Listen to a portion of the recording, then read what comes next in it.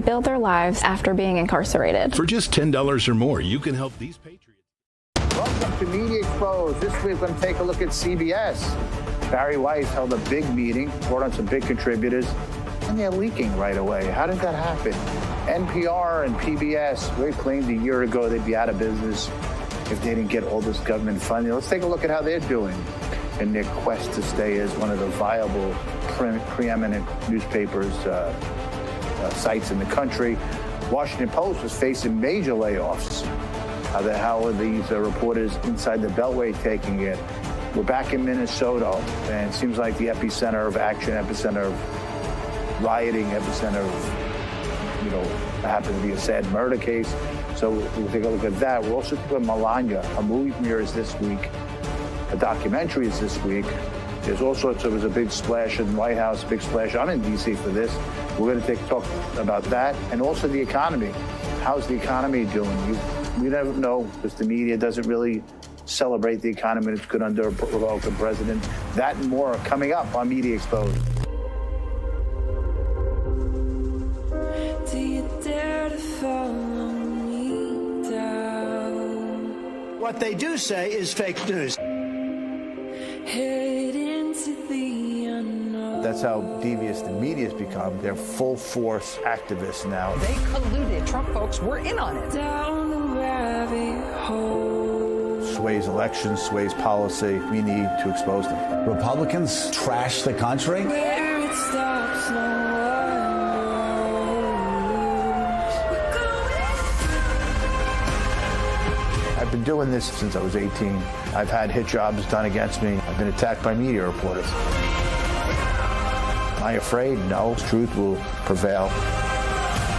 Fake news media, we're here to call you out. Head into the unknown. Media Exposed with Adam Weiss starts now. Welcome back to Media Exposed. This week, CBS staffers leaked Barry Weiss's comment in real time during a town hall, despite Gayle King's warning. Proves the mainstream media can't help themselves, even control their own newsrooms, their own bosses, and shows us total lack of professionals. Only in journalism this happened, and then they'll keep their jobs. I want to talk about NPR and PBS. They also claimed they'd collapse without taxpayer funding. Turns out they're surviving just fine without your tax dollars, proving they never needed government welfare in the first place. I want to welcome my first guest. It's Justine Brooke-Murray, video TV host at the Media Research Center. Justine, thanks for joining us.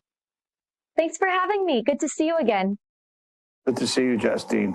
Only in the media business, I saw this story because Barry Weiss held a big meeting. She brought in a lot of new contributors to join CBS. She's making this push to be fair and open. Only in the media business, she makes a push to be fair, open, represent a little bit other swaths of America, and leak and criticism, an article about her. It's like a nonstop attack. If you don't blindly do what the left wants, they attack you. It's so sad, right? So, but they was holding this town hall, and while she's holding the town hall, the memos get leaked. It's so sad in the media business. What do you think of that? Did you see that story? I did, and I was not surprised at all. The media is where outgrown college students go to just basically never grow up. This is something that only teenagers would do. And if you do it in any other field, if you rat out your boss because he or she said or did something or had an order that you disagreed with, you would immediately get fired, as you should. These people shouldn't just not work in the media. They shouldn't work in any fields. They are not equipped for the workforce. But it's kind of funny seeing the irony of these people targeting Barry Weiss and complaining, going to be able to spew leftist bias when I remember they dogpiled on her because she dared to talk about what it was like working at the New York Times when the New York Times claimed they hired her to bring a more centrist viewpoint. And when she did that, they pushed her out for it, said horrible things because she was Jewish, and then after she left, she spoke about the insane bias and discrimination there. So they laughed at her for years, and now they're hailing leakers and squealers as a bunch of heroes. But this is the same outlet whose previous 60 Minutes host just came out and complained that we actually need to have biased media and they need to tell you what to think. Yet in the same breath, these folks are claiming that, oh, well, we're not going to have balance anymore because someone who's actually bringing balance is now on the team. I don't even think Barry Weiss became different. She's not like a conservative now. The party has shifted so far to the left. Reporters have shifted so far to the left that she's actually looked at as a moderate, and then they call her conservative. But in our eyes, as true conservatives, we see a moderate there, a libertarian there. We don't see a conservative. But to the left-leaning media, most of the radicals, the young Gen Zers, they see her as some arch conservative. So they'll attack her, try to ruin it for anything if they don't follow their ultra orthodoxy. It's sad, right? I saw this NPR and PBS claim. Remember last year they were going to collapse without taxpayer funding. That was pulled. They kept using this verbiage. I remember adjusting rural parts of the country aren't going to be able to get their news. Like these people, rural's like a whole other country. Like they don't have Wi-Fi, they don't have internet. It was excuses over and over again. Won't be able to get their news from a fair and balanced place. They'll do just fine. Everybody has Wi-Fi. Everybody gets to do. But that was all false. They just wanted to gravy their train, PBS. But they're still in business and they're doing just fine, right? Look, if we have a free and open market, there's going to be an audience for most of this left, right, center. What do you think? Because last year they laughed and said, well, you shouldn't strip funding from us because you're only funding 1% of our business in the first place, so it's not really going to make a difference. Oh, but at the same time, please don't defund us. I remember actually bringing the Media Research Center's Newsbusters compilation of 15 years of left-wing media bias that they spewed. We made it into this tower, this physical tower, and I rolled it into the headquarters of NPR and PBS during a hearing, both of their CEOs claimed that they would love to see evidence of their bias. But of course, they've had security kick me out, which was just so hypocritical. But it's the idea that we have to continue paying $500 million per year in order for them to spew their partisanship. This is compelled speech, which is even worse than censorship. You know, it's interesting because the Media Research Center has been following this junk for decades and decades, saying, why are we funding this? But yet Republicans were too weak to pull funding. Democrats were in favor of it because the ideology was in favor of Democrats always. Finally, somebody Doge and President Trump, let's do it, had a mandate. I want to show you this clip. I saw it, Shamath, from the All In Boys podcast, Silicon Valley entrepreneur, investor, probably billionaire or so, was on Katie Miller's podcast. And this is really interesting. This sums up being red-pilled, sums up everything that we have to preach. But watch this. Let's go to cut one. I realized that some of those fundamental things that I was told about him were just totally false. And there was enough content online where I was almost afraid, but it started with Charlottesville. I was almost afraid to look at it because I'm like, I think I was lied to. And then I saw it. I saw what he said, but then I saw the portrayal. I had originally believed that portrayal until I saw the truth. And then I just started to go down that rabbit hole. So for me, it was an evolution where I was like, I can't believe I'm being lied to by this group of people whose sole responsibility is to hold truth to power.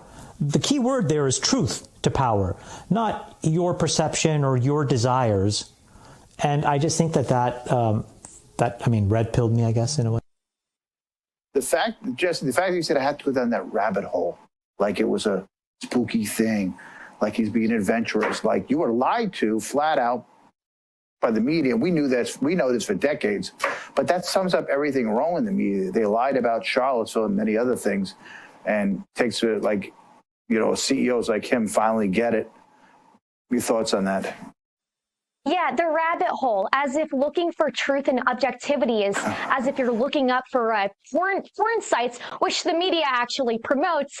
And we've seen how terrible the media indoctrination has gotten within the past 2 weeks. Right now, they're trying to tell you that law enforcement, well, they're just a bunch of Nazis. So they're encouraging the bulbous brigade of bored suburbanites to go fight ICE and pretend they're in Django Unchained with their minivans, and they're hoping that they either get themselves killed or that they kill conservatives or anyone who's a dissident of the media. But if they get themselves killed in an act of self-defense by law enforcement, they're hoping they can stir up a mob of more wannabe vigilantes to come for the rest of us next. And it's crazy that they've managed to convince an entire population of some quote-unquote objective truth when it's all just been lies for so long. And it also goes to show how easy it is for people to just become one with the mob. Thinking for yourself, it shouldn't be something that's so hard, but it's difficult when, for example, the Media Research Center has been studying how all these big four news quote-unquote news platforms, they compile leftist outlets. So all you're seeing when you go onto Google or when you go onto Yahoo or when you search something in AI, the only news outlets that they're showing you is things like Washington Post, CNN, MSNBC. So it's all BS. And the onslaught, because, you know, the fracture in the podcast world, the alternative world, some kind of fractures there, a lot of it over foreign policy a lot. So there's not this onslaught of, so the mainstream media is making dents back again because they're fully in camp with each other. They're fully in cahoots with each other to take down the president and his agenda. And you see it in Minnesota. You had to backtrack a little bit. Justin, I want to thank you for joining us. I'll see you soon. Thank you. See you soon. Next, we're going to talk, coming up, we're going to, Melania is still the media's favorite punching bag.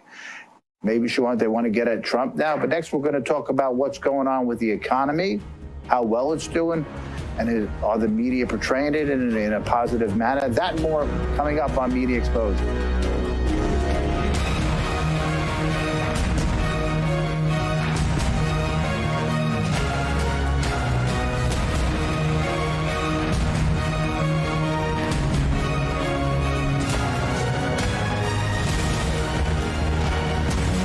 Hi, I'm Dr. Ron Paul. For 50 years, I've watched Washington betray the American people with dishonest money. Nixon's closure of the gold window made endless debt and war inevitable. Today, our middle class, our currency, and our economy are dying in real time. In my new book, Dispatches to Future Generations, I reveal how we got here, plus the solution, gold. And that's why I'm partnering with Birch Gold Group to give you a free copy of my book along with their free info kit on gold.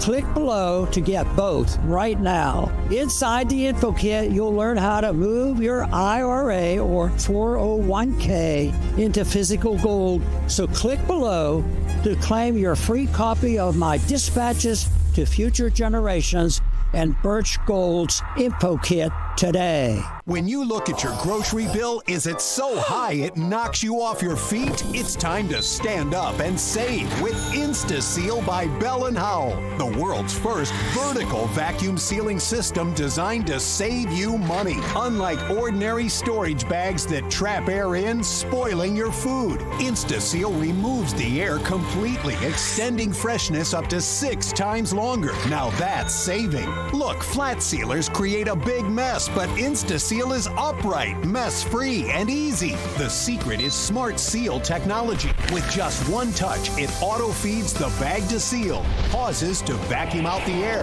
then continues to perfectly seal. Plus, InstaSeal has a motor powerful enough to crush cans, but smart enough to save crackers from turning to dust. Forget big, bulky sealers you have to put away. InstaSeal's compact design stays to help you seal and save every day.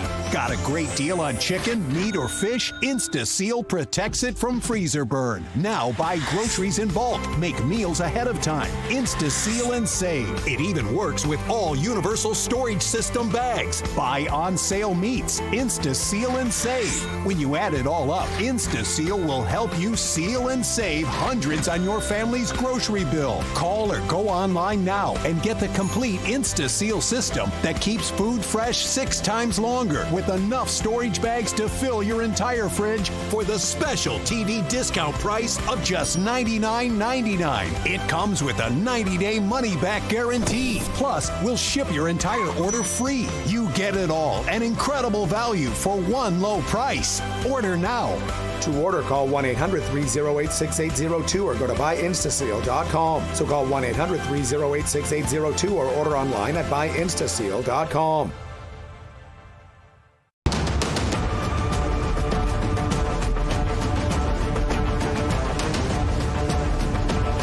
Welcome back to Media Exposed. The mainstream media refuses to acknowledge economic success under the second Trump administration because it doesn't fit their doom and gloom narrative against the Trump administration. Gas prices are down, economic indicators show strength, but you never know it from watching CNN, MSNBC, or the other left-leaning stations, or the big morning shows, or the nightly evening shows. Third quarter GDP growth exceeded expectations. Where's the coverage? Where are the headlines celebrating American prosperity? People creating wealth, all the economic opportunities. The media spent years fear-mongering about economic collapse, but now that things are improving, they've gone silent. They don't want you to know the truth. Vanguard and other major financial institutions show positive market outlook, but legacy media would rather talk about manufactured controversy than real economic news. I want to welcome David Zier. David Zier, our own host at Breaking Point and a host here at Real America's Voice News. Dave, thanks for joining us. As always, David, it seems like this always happens, I remember Obama ran when he ran for re-election. Economy was doing crap, right? And Romney just sat there like a whipping boy. He didn't really fight hard enough. I think if he did, he probably could have won the thing. But the economy wasn't doing well at all. But the media didn't show any signs of going after Obama. They wanted him to win re-election. Now that things seem to be on the up, I'm looking in Google, I'm looking other places. I don't see any great articles. Do you? No, a couple, but listen, Obama's economy, it grew, but it only grew at like 1% per year, coming off of the housing crisis, the subprime mortgage crisis in 2008. But under Trump, they're talking about GDP numbers now that are like 5.3%. It's massive, and it's going to continue to grow. Because remember, Trump's first term, it didn't start to really grow until his second and third year when those tax cuts kicked in. The average family's probably going to see an additional $1,000 in refunds this year. He expanded the child tax credit, the no tax and tips and overtime and Social Security. He brought up part-time workers from like Davenport, Iowa yesterday. I was on the ground in Des Moines, Iowa for that Trump rally to support congressional candidates in these tight races out there. But he brought up specific examples, and these two young women got up there and said, not only am I going to save no tax on tips, but no tax on overtime. And they're going to put thousands of dollars back in their pockets, Adam. I was at the Trump account summit early in the week, midweek, and Michael Dell was there. He's pledging billions of dollars. Nicki Minaj came, the celebrity music giant, A-lister, which is a surprise. She said, I'm MAGA. I'm all the way. She said, I'm the biggest Trump supporter. But other people are pledging lots of money, and this is a great idea to give kids, newborn babies, automatic $250 as a gift, which they're pledging, and let it grow from there. By the time they're 18, 20, who knows what kind of value that would be. A, it's an incentive to families to grow. B, it creates wealth for a child. And a child, and you're going, wow, what do I have next year? What do I have another year? So it's really creative ways, and there was a lot of people in the room. It was an interesting summit. But, I want to play you this clip because I found one clip. And Stephen Moore, watch CNN Moore and CNN point out how good the economy is doing. Let's go to cut 2. Look at the facts of the economy. It is a booming economy. The latest report is almost 5.5% growth in the fourth quarter, which is an incredible number. We haven't seen that in recent memory. We've got gas prices down. Inflation is headed down to the 2% target. Median family income last year was up $2,500. Those are people in the exact middle, adjusted for inflation. I mean, I could go on and on with the positive elements. I would think when I'm searching, David, I'd find hundreds of clips like Stephen and other outlets, but I can't find them, right? Because the media doesn't want to celebrate great economic news. If they did celebrate economic news, that would put positive accomplishments, and that would show positive, acuity to the economy, and people would be happier, people would smile more, and people would probably go out and be more entrepreneurial. That would probably help the economy even more. Give me your thoughts. Well, he cut the trade deficit even 77%, but it is early because things are just getting better. We're coming off of compounded inflation, probably at 27 to 40% over the last 5 years. So it's going to take a while. People don't feel it yet in their pocketbooks. They're starting to at the pump. In Iowa yesterday, I saw gas was $1.85 a gallon for a gas station outside of Des Moines that Zach Nunn, the congressman, was talking about. And in Texas, you're talking $1.85, $2 a gallon in some places. It's going to take time. It's, I think in a month or two, it's really going to kick in and we get new GDP numbers in and people start getting their refunds and then they go to file their taxes again in April. It may have an impact on the midterms. Listen, the Republicans are down +4 to +6 in every major poll for the last year that they're going to take back Congress.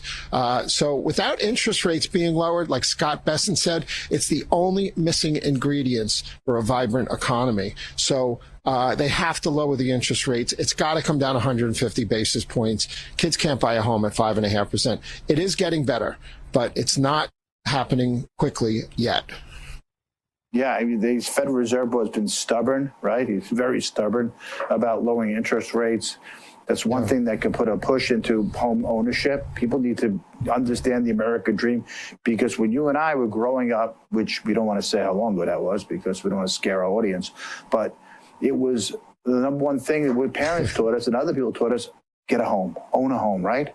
That was the American dream. I don't think they even teach the American dream anymore to Gen Zers or millennials or whatever's underneath them. And we got to get that back into the psyche of the American people, because owning a home is very important. It gives you pride. It gives you something for family. And they don't teach that. And with the interest rates, it's hard too. So wouldn't that be nice if people can grow and get a home ownership again, David? Yeah, I use the pizza index. Pizza was 50 cents in 1978. Now it's $4 a slice plus, sometimes $5 and $6 here in New York. And money has outpaced, inflation has outpaced incomes. Housing costs have doubled in the last 5 years. Average home ownership is 59 now. It was 31 in 1981, Adam. Yeah, in Miami Beach, when I'm there, it's $9, $50 a slice. It's not even good pizza. And it's almost criminal, but, I put a complaint with the Criminal Board of Pizza, but they didn't get back to me yet. Let's go to cut 3. Charles Payne was talking about the economy booming. It's an absolute economic boom. And, it's amazing because no one disputes it. No one who is in the business of finance. Every firm on Wall Street sees the market higher. And what's interesting about it is, and I've always said the stock market is not the economy, but there are parts of it, particularly when it comes to earnings, right? So the market is going to go up, but it's going to be driven by earnings, not what they call PE expansion, not hype, not anything else. Just the fact that the economy, the domestic economy, is doing so much better. By the way, you didn't mention rents. All right, so think about this for a moment, because affordability has been a real issue. Rents came down every single month the last 5 months of 2025. That momentum will continue to the downside. There are some sources out there that show inflation at 1.2%. It's absolutely imploded. The data will catch up with the Federal Reserve. The data will catch up with the economists that use other forms. But the bottom line is we've got this economic wind at our backs that should make this just an absolute amazing year. A year that, by the way, I think many Americans forgot we can still have. The economy, like you said, David, it's only the beginning, and it's going to get better. But How is the media going to portray this? Are they going to tell the truth? They're going to tell the facts? I doubt it, because they don't want to help Trump. They don't want to help Republicans in the midterms that are coming up. They'd rather have a battle royale. They'd rather have the left take over. Yeah. And we don't want that, because we know what's going to happen after that. It'll be conflict and impeachments. So I don't see the media helping, even no matter what the numbers are. What do you think? I love Charles Payne, but I don't know anybody whose rent has gone down. My kids are paying $4,500 a month for rent in the city. It's not going down. But I think things are going to get really better. It's going to take off like a rocket ship, this economy. Maybe too late for the midterms, but this country is going to be healthy, at least economically, very soon. What do you see in New York State now that we got a candidate, Bruce Blakeman, right? He's the sole candidate. What do you see in New York State? Is any hope for Republicans this coming up November? Any hope at all? We can ever take back the state Kathy of Hochul. New York? Yeah. Kathy Hochul has $18-20 million on him. Blakeman doesn't. Yeah, he doesn't have those kinds of funds.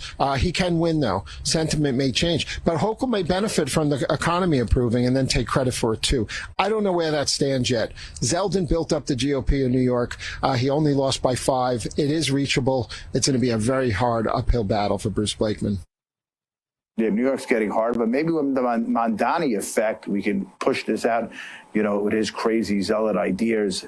Where, David, you're covering this week. What are you covering up in, Orlando? Yeah, well, I sat down with General Stephen Whiting, the head of U.S. Space Command, directly underneath Pete Hegseth at the Department of War. It's fascinating. I'm at SpaceX here, Spacecom here, and the Space Congress. Private and military defense contractors working together. Threats in deep space, threats in low orbit from the Chinese, direct energy laser weapons. The Russians may have a nuclear weapon in space. There's a lot of concerns out there. U.S. Space Command is addressing them, and it's kind of like SOCOM. They can pull from the different branches. They helped with the Maduro event in Venezuela. They helped with the Iran bombing. Space is front and center. Our satellites are at risk. Anti-satellite technology. We have hunter-killer satellites that have robot arms that can rip apart other satellites. They can shoot direct munitions at other satellites, and we're addressing it. Thank God Trump is president. That's all I can say. David, I'm glad we have you on the ground. I'm glad we have Rav, because we're exploring these important things for national security. I'll see you soon, David. I'll see you next week. Thank you for joining us. Up next, if it's not the Obamas, Michelle Obama, the media wants it to be a dud. We're going to look into deeper. Melania's movie documentary coming out this week.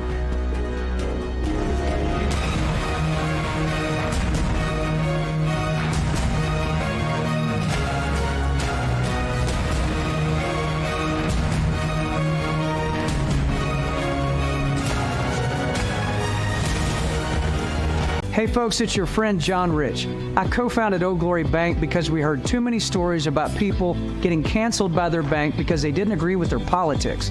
The government wanted to know where you shopped. If you bought a Bible or you shopped at a sporting goods store, you're probably on a list.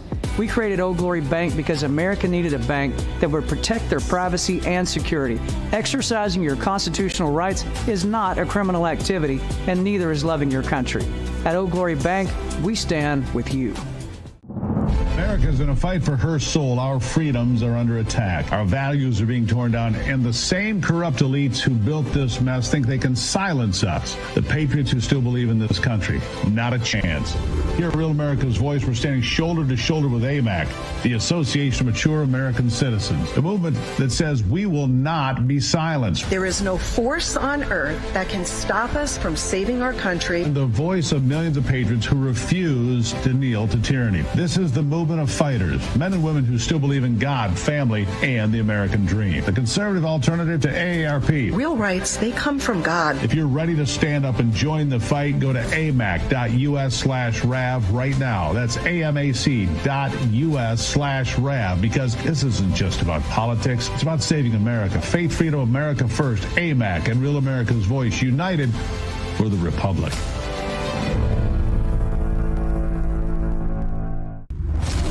I'm a J6er. I spent 1,143 days in prison. J6er, and I spent 3 months in jail and about a year in prison. I spent 4 years out of an 18-year sentence in prison. J6ers have been smeared and defamed by the media, persecuted by the government, and treated like terrorists. In reality, J6ers are patriotic men and women, mothers, fathers, sisters, and brothers from all walks of life. Stand in the Gap was founded to stand in the gap for J6ers working to rebuild their lives after being incarcerated. And we need your help. For just $10 or more, you're helping these patriots get mental, physical, and spiritual help. Please scan the QR code or go to j6support.com to donate $10 or more to support these American patriots. Go now to j6support.com and donate today.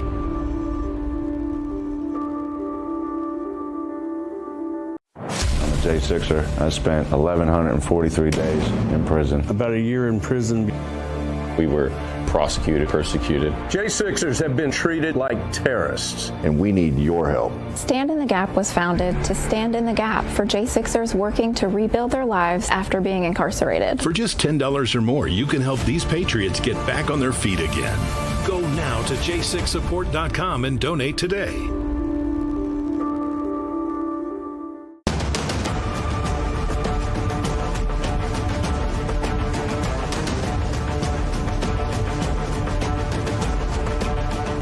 Welcome back to Media Exposed. I'm in D.C. for Melania's movie premiere, which is happening at the Kennedy Center. As I take a look at this, there seems to be a full-out assault on the Melania Trump, unlike anything I've seen before for a first lady. No, Michelle Obama documentaries, Michelle Obama's production companies, always treated with kid gloves, the Obamas. This coordinated media assault and attack is nothing like I've ever seen before. Outlets declared her documentary flopping a week before it even came out, even released. They're so interested in her failure, they're manufacturing negative headlines, narratives right out of thin air. The media is using Melania as a punching bag to hurt the administration and the movement. If they can tear her down or any positive coverage or success, it seems like a failure if they allow that.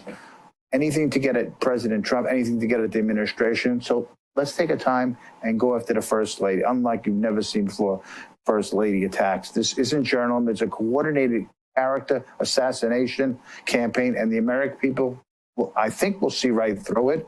I want to make my next guest. I'm going to accept Nora Matti. Nora is the CEO of Fieldhouse Strategy and Director of Heritage Action, Michigan State Director of Heritage Action, sorry about that, and Fieldhouse CEO. Nora, thanks for joining us first time on Media Exposed. Yes, it's great to be here. Thank you so much for having me. Nora, I don't know if they're putting it in the theaters. It's coming out Friday. It seems like, because everywhere I looked on Google, Melania, they're tearing her apart. I want to show you this first photo. Look at the photo one. Melania mocked as her 75 movie is already struggling. I don't know. I'm not in the movie business, but they're so vested in making sure. And look at that photo they put up of Melania. Boy, they made it look scary. All these wrinkles. I mean, she's a stunning woman. They found the worst photo, unless they photoshopped it. Unlike the Minnesota nurse who passed. Sorry we lost him, but they turned him into this golden boy nurse. They photoshopped him a little bit, but this full-out assault I'm noticing against Melania seems to be not fair from the media. Give me your thoughts on what you've seen so far in looking at the reports on the Melania documentary movie. I mean, I think it is a perfect distraction technique that's being done. Melania is not only just the first lady, she is, a key representative for the Trump administration. We've seen her operate in the background, and I think this is a perfect example of attacking her in order to distract her, what she normally does on a day-to-day basis for the administration. So, for example, Melania is the one where when the flood zones in North Carolina hit, she was flying to California during the fires. She was in Las Vegas for the shootings. She was there in Puerto Rico when we had hurricanes. She is essentially the good-hearted wing of, she's Donald Trump's wife. She's going there to be with the American people as a mother to the nation. And we're seeing that this movie is essentially a distraction technique. If we can focus on this, then we know for a fact we can talk her down when it comes to her efforts of eventually, but most likely being sent out there to do the good work that she's doing when it comes to when the nation is in crisis. Right. Let me show you. Let's take a look at the trailer. See what you think. Let's go to cut 4 to Melania's trailer. Here we go again.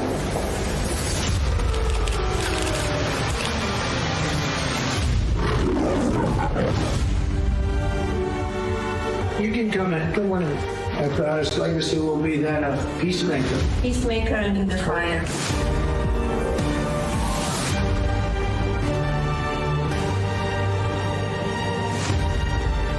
Beautiful. Together with like-minded leaders, we have a voice. Is it safe? It is safe.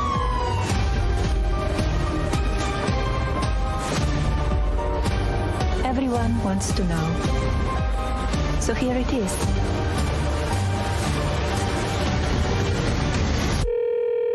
Hi, Mr. President. Congratulations. Did you watch it? I did not. Yeah, I will see it on the news.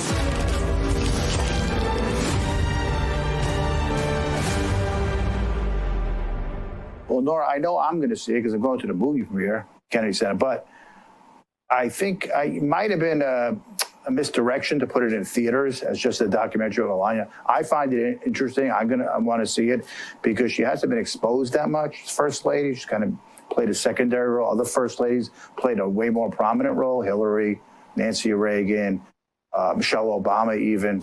So I'm going to find it interesting to see what she's really like behind the scenes. But this full-out assault, like nothing I've ever seen before. Because, and the other thing with these movie theaters, Gen Z, it's just like Gen Z, they don't have attention span like used to be. They can barely get through Instagram Reel for 5 minutes. To have them go all the way to a theater just to watch about Melania, that's a tough ask. What do you think about this? I honestly think it's a genius idea. I think a lot of the times people also forget she had a young son when her husband became president of the United States. She stepped back to be a mom. Now she's stepping forward now that her son is finally in college. And we get to see what she's like in the day-to-day. When you look at that clip, I actually adore the fact that she's sitting there critiquing President Trump's speech, because that shows the true partnership, which I think is goes to the core of her actual marriage. And we're getting to see that for the very first time, because if there's one thing that we know about President Trump is that he loves his family. And you see that no more perfectly than in their marriage. And for the very first time, we get to peek behind the curtain. And I think a lot of people are really excited. And I think it's kind of getting clouded, and that's why there's such a big offensive. They're like, let's just preempt it. Let's attack it now. But I think when people actually go and see the movie, they're going to be really excited, because it's also one of the very first times we've had that up close in person, not just with Melania, but with a First Lady of the United States, and even within a historic presidency as we're ushering the golden age of the United States. I look at this. I'm going to show you a photo, too, here from, I believe it's a Daily Beast again. Melania documentary flops as crew reveals behind-the-scenes chaos. How does it flop? It's not even out yet. See, they're so vested in destroying this film, the headlines don't even make sense. It's pathetic. But I want to go to Jon Stewart. The chaos part just makes me laugh. I was like, could you imagine being the First Lady of the United States and you have a peaceful, normal schedule? I'm just like, in what world does that exist? And chaos. If it was chaos for any other movie, actors always create chaos. They're actors, they're entertainers, they're theater. So chaos is normal to them. But when Melania does it and the theater crew with them do it, oh, it's bad, right? Watch this. And Jon Stewart, too. Imagine if the late night talk shows, if Michelle Obama had a movie come out, they did this. Watch cut 5, Jon Stewart, how he mocks Melania. Watch. Move over, Avatar sequels. Here's another movie that wasn't necessary. Love the tagline to the movie Melania, the inspiring true story of how an online shopping billionaire paid millions to curry favor with the president.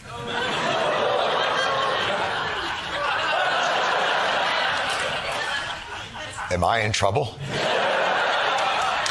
I can't wait for the sequel. Oh, it, just take the money. I'm trying. I'm trying. I think it goes to a greater narrative, especially within the Republican Party. And I can push back on that and say, basically, they want the Republican Party to be the party of the rich oligarchs, when in reality, the Republican Party is the working class party. So they're trying to invent something there, and they will use anything humanly possible to do that. And we're seeing it right now in real action. Right, they're so dying. I hope we have a Passion of Christ moment here where they didn't want it so bad. The elites didn't want it to be a popular movie, to be a historic movie, to box office set, and it blew the doors out because people from middle America and rural parts of America believed in, have religious values, which Hollywood, they don't ever want to promote Judeo-Christian values. And hopefully people across America will come out and see Melania and make it a success. I want to show you this other photo. Let's go to photo 3 here. Photo 3 is mocking Melania again. Again, it's entertainment. Can the media be more their agenda? Look at the agenda they're pushing out here. Making sure the administration doesn't linking her to the administration and making sure this film doesn't do well. So it comes down to middle America, Melania, and the rest of it. But most of the people I know want to see this movie in a circle. They're very interested in the First Lady. Because like you said earlier, we haven't seen much of her. And it's very interesting to know her relationship with the world, her staff, and the president without being filed. Melania's coming out. And they vested in it. Brett Ratner's the director. He invested in it. So hopefully it does well. Give me your thoughts on Melania's coming out now. How do you think it's going to do at the box office?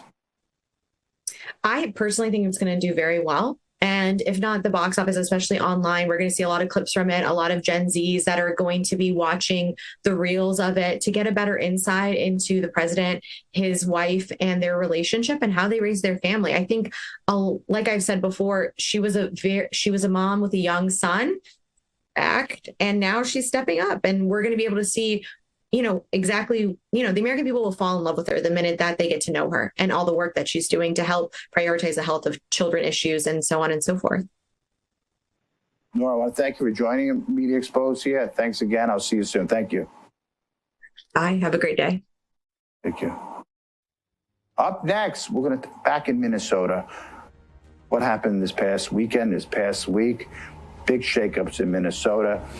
Are the mayor and governor doing anything to stop the chaos? How's the president reacting? That and more coming up on Media Exposed.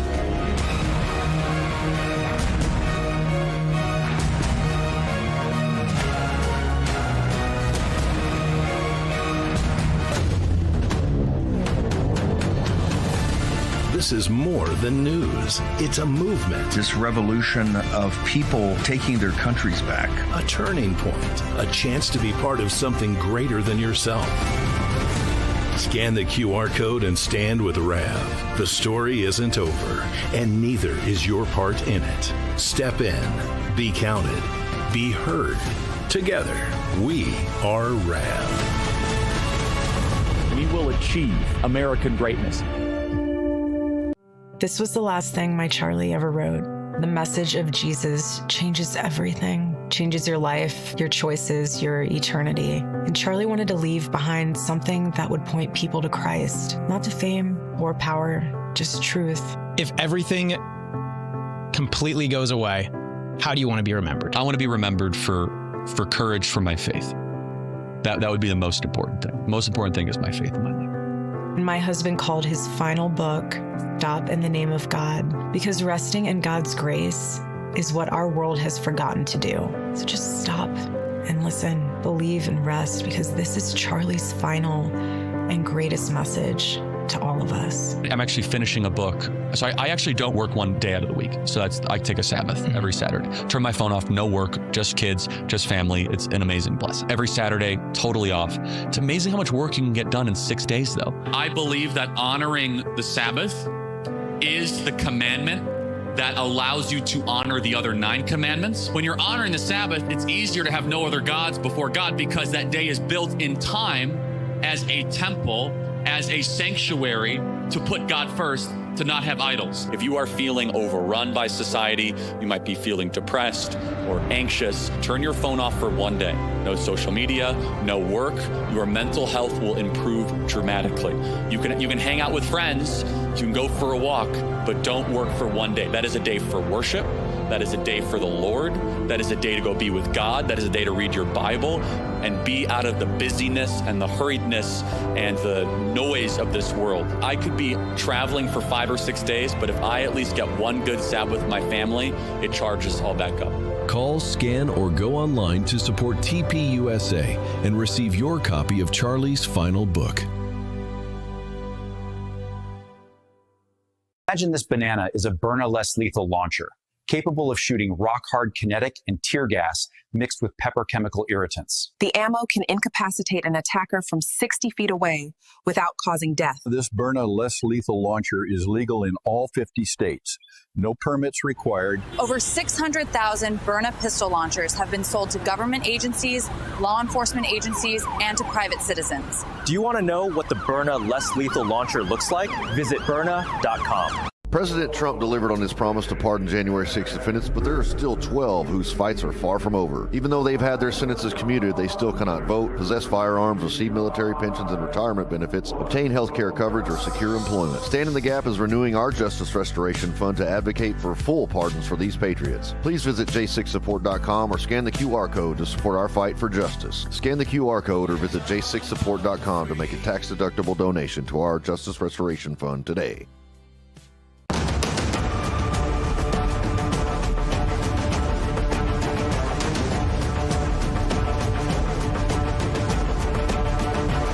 Welcome back to Media Exposed. Over the weekend, there was a tragic shooting of Alex Pretty, 37-year-old nurse, they call him. Tragedy happened. He showed up with a gun. It's legal to show up with a gun. He had a permit. But Secretary Noem seemed to rush to judgment without knowing the facts. That might have spiraled it out of control. But a little more protesting, a little more raucousness throughout Minnesota. She should probably have just waited a little bit. Let's let the facts investigate this instead of immediately defending the shooting before anyone knew what happened. We don't know if the victim had the gun, if it was discharged, if it was pushed out, or what happened at first. So just calm down for half a day or so. There are too many moving parts for the Homeland Secretary at that high-level position to making definite statements. The legacy media all of a sudden loves the Second Amendment, right? When all of a sudden any other protest, how dare you carry, we shouldn't have carried. Now that it's their narrative, all of a sudden they're the defenders of it. These riots are highly orchestrated by the left. It's coordinated chaos designed to create maximum destruction, maximum media coverage, and probably use it moving forward to go after the election again. Yet even President Trump realized the situation requires a pivot. Nobody fights the media better than Trump. But an armed citizen is killed. You have to step back, get the facts right before the narrative spins out. Totally out of control. I want to welcome my next guest, Edward Woodson, political commentator Edward Woodson. Edward, for too many weeks, I said this is going to hurt the GOP in the midterms. We don't have, our country really isn't a militia country. We don't look like an army flooding into Minnesota. I wasn't there, so I don't know, but the visuals didn't look great. And then all of a sudden, you got the combined avalanche of the media going after the president, going after the GOP, going after Kristi Noem. It was hurting them. But I want to show you, first cut here, 7. It shows how organized these protesters are. Ed, watch this, cut 7. Look at this. Here goes a group of professional activists renting a U-Haul, getting signs out of their trucks. This is not organic. These are the same printed signs, and now they're heading to the federal courthouse. What do we want? When do we want it? Do you know who's organizing this? The PSL, Party for Social Movement. Oh, okay. Do you want to sign? I'm just going to observe. Thank you, though. Tuck in, meet your neighbors, because again, hey, remember, we're not doing this by ourselves, right? Which group is organizing this? Party for Socialism and Moderation. We've been out here for a few years. How do you join? If you want to also donate? It's pretty easy. You can look it up, pslweb.org. Got it. Is there like a Minnesota or Minneapolis chapter? Twin Cities. Twin Cities. So people can simply just donate and goes to signs and whatever out here to protest. Okay. If we don't get it, if we don't get it. I don't think they're volunteering, Ed. They're probably all paid agitators. If it had to take a guess, nobody vests that much time in freezing cold as a volunteer. What do you think? It's a shame that we lost that. Someone had to be killed, but, you know, give me your thoughts on these agitators. And overall, give me your thoughts on the weekend and the loss of the Minnesota nurse there, who's, you know. First of all, thank you for having me back. Appreciate it there, Adam.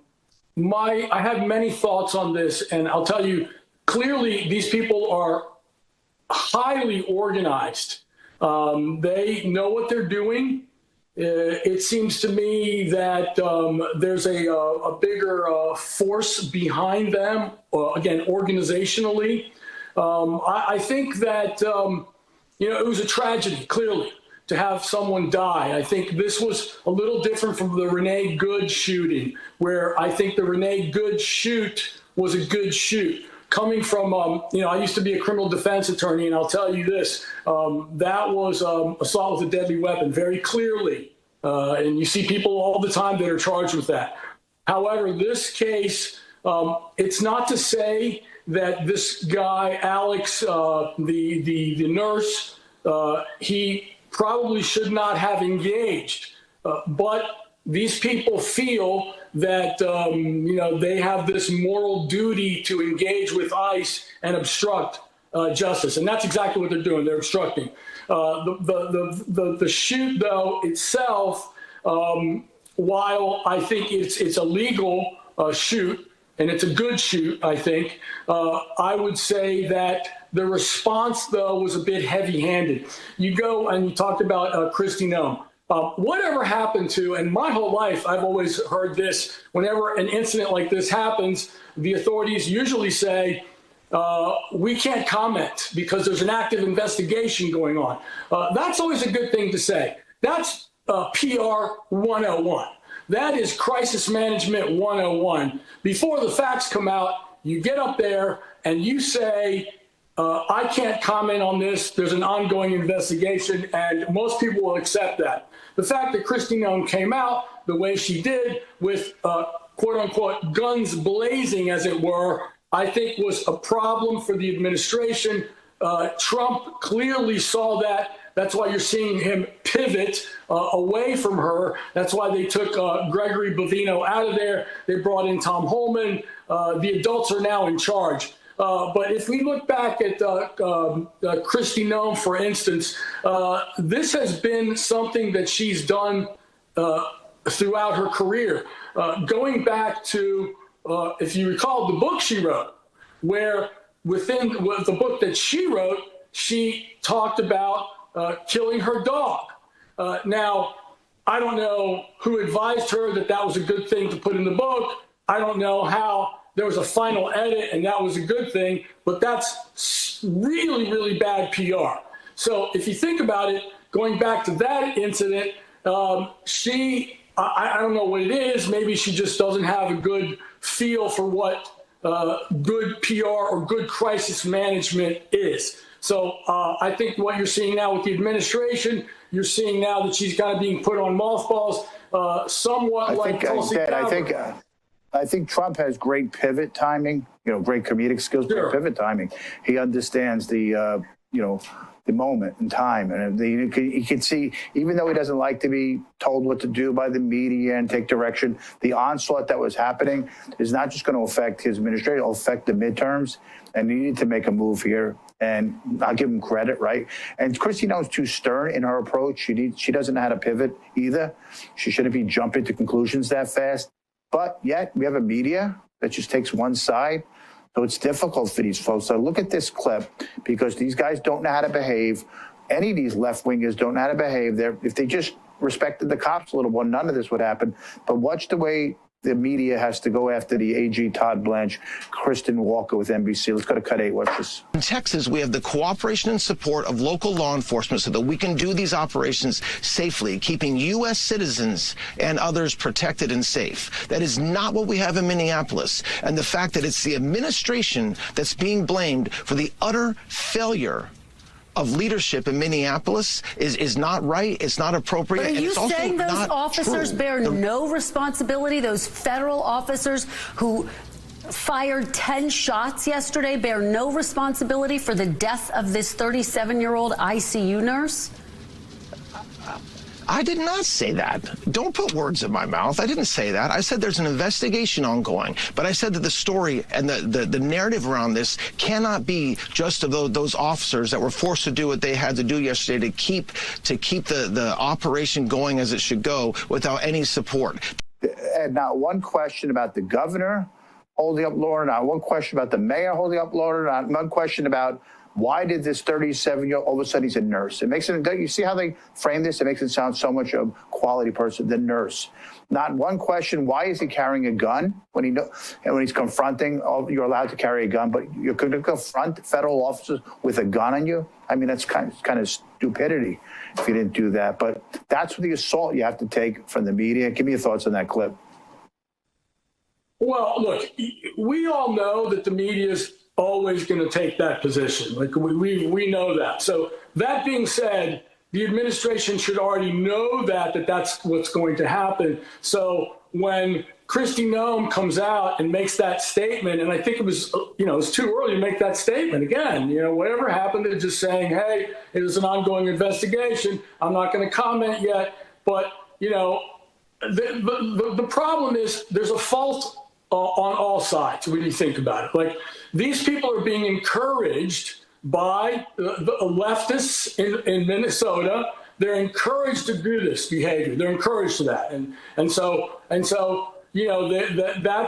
the fault of, I don't know if it's necessarily, clearly it was the fault of Alex Peretti to engage with law enforcement. It's probably not a good idea to engage with law enforcement in the middle of an arrest. The fact that he brought a gun to it, look, you have the right to bring a gun. You have a right to carry magazines. Clearly, under the Second Amendment, you have the right to do that. However, is it a good idea to do that, to bring a gun to a protest? Probably not, I would say. So there's fault in that. But at the same time, if you look at the shooting, there's a lot going on. People don't understand. I love when I hear non-lawyers commenting on legal issues because, nobody was there. There's a standard. It's a reasonable person standard, right? And we don't know what's in the minds of these officers in the moment. This is a split-second decision.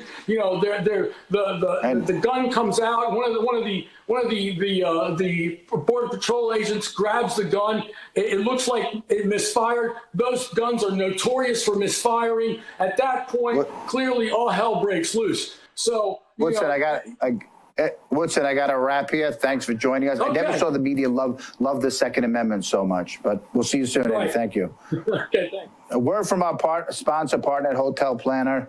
Are you frustrated how confusing it is these days to find and book a good hotel room, family for your large group events during the holiday seasons, during the cold seasons? Our friends at Hotel Planner have a cutting-edge hotel booking platform, easy to navigate, easy. Go to hotelplanner.com. I want to thank Fran and Erin in the control room, David Zia for joining us, Ed Woodson, Nora Matti, and Justine Brooke Murray for joining us. We'll see you next week on Media Exposed. Thank you.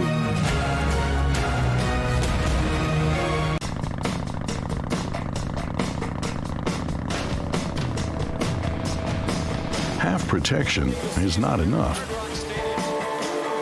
Using just an antivirus online is also not enough. Get better online protection with NordVPN. It will encrypt your online traffic, protect you from malware, phishing, and stop annoying ads. Get NordVPN now. J6er. I spent 1,143 days in prison. About a year in prison. We were prosecuted, persecuted. J6ers have been treated like terrorists. And we need your help. Stand in the Gap was founded to stand in the gap for J6ers working to rebuild their lives after being incarcerated. For just $10 or more, you can help these patriots get back on their feet again. Go now to j6support.com and donate today. When you look at your grocery bill, is it so high it knocks you off your feet? It's time to stand up and save with InstaSeal by Bell & Howell, the world's first vertical vacuum sealing system designed to save you money. Unlike ordinary storage bags that trap air in, spoiling your food, InstaSeal removes the air completely, extending freshness up to 6 times longer. Now that's saving. Look, flat sealers create a big mess, but InstaSeal is upright, mess-free, and easy. The secret is Smart Seal technology. With just one touch, it auto-feeds the bag to seal, pauses to vacuum out the air, then continues to perfectly seal. Plus, InstaSeal has a motor powerful enough to crush cans, but smart enough to save crackers from turning to dust. Forget big, bulky sealers you have to put away. InstaSeal's compact design stays to help you seal and save every day. Got a great deal on chicken, meat, or fish? InstaSeal protects it from freezer burn. Now buy groceries in bulk. Make meals ahead of time. InstaSeal and save. It even works with all universal storage system bags. Buy on sale meats. InstaSeal and save. When you add it all up, InstaSeal will help you seal and save hundreds on your family's grocery bill. Call or go online now and get the complete InstaSeal system that keeps food fresh 6 times longer, with enough storage bags to fill your entire fridge for the special TV discount price of just $99.99. It comes with a 90-day money-back guarantee. Plus, we'll ship your entire order free. You get it all, an incredible value